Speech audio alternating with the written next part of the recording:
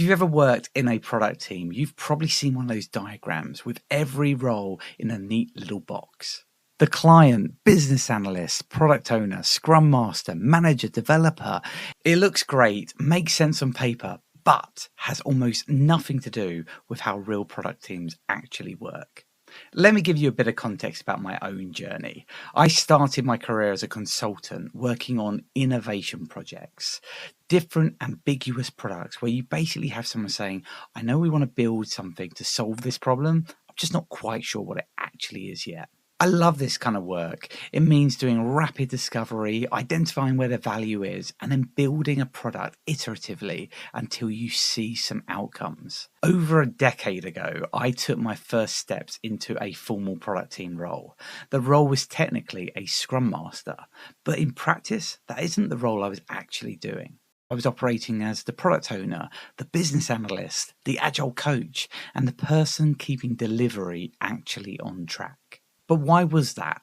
Well, it's because the actual product owner, the client representative, didn't have any direct product owner experience. They knew how to make big decisions, direct the team in general, but didn't know how to work with an agile team through delivery. So we partnered. They made the big decisions, and I turned those into something that could be translated into work that the team could actually deliver. That meant working through the user stories or the features, working with the design teams or the technical SMEs to make sure what we had were written out as very clear backlog items that delivered an overall experience. And that pattern's repeated itself across more than 15 products, from ideas to proof of concepts to live market launches. I've always ended up flexing into whatever role the team actually needs. And hey, I'm not saying this to brag. I actually think this is a much more common experience than people give credit to. We all have a different mindset when we go into product delivery. Normally, mine is mainly focused on being a bit like a business analyst. I want to make sure I know all of the detail so that when a product team is actually going and delivering a new feature, it's fully defined, whether it's the design or the technical aspects. But other times, like the product I'm currently working on, I'm basically an additional tester. Not because that's my job description, because that's what the team actually needs. And I've had some experience in the past of working closely with test leads to understand what's needed when you're not just developing products, but operating them. Where can you automate? How could you do that? How do you make sure that you're getting monitoring in place in the right ways? So they're the types of mindsets that I bring. I'm a QA, I'm a BA. I'm not just a product owner. And we all have our different strengths, not necessarily just the role that we have on paper. Here's the big thing I've learned. In real product teams, roles are not borders, they're starting points.